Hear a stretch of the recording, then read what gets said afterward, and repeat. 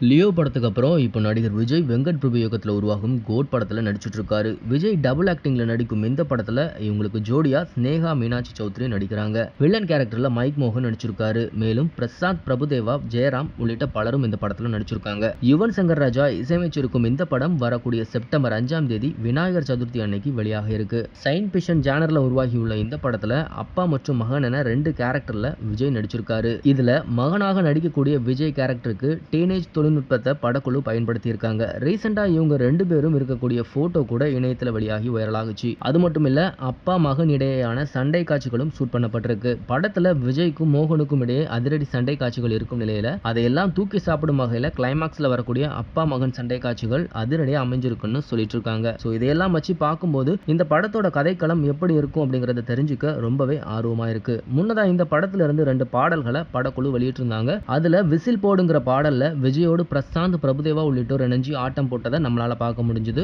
இந்த பாடலுக்கு ரசிகர்கள் மத்தியில கலவையான விமர்சனமே கிடைச்சிருந்தது. அடுத்ததா விஜயோட பிறந்த நாளை முன்னிட்டு சின்ன சின்ன கண்கள் பாடல் வெளியாகுச்சு. இந்த பாடல்ல விஜய் ஸ்னேகா இணைஞ்சிருப்பாங்க. இந்த 2 பாடல்களையும் விஜய் தான் பாடியிருந்தாரு. அதே போல இந்த படத்தோட 3வது சிங்கிள் ஆகஸ்ட் 3ஆம் தேதி வெளியாகும்னு அறிவிப்பு வெளியான நிலையில இப்போ இது தொடர்பான ப்ரமோ வீடியோவை படக்குழு வெளியிட்டிருக்காங்க. அந்த வீடியோல விஜயோட ஒரு ஸ்டெப் கூட வெளியிடாம மீனாட்சி சௌத்ரி கூட விஜய் இருக்கும் போட்டோவை மட்டுமே அந்த ப்ரமோவில் யூஸ் பண்ணியிருக்காங்க.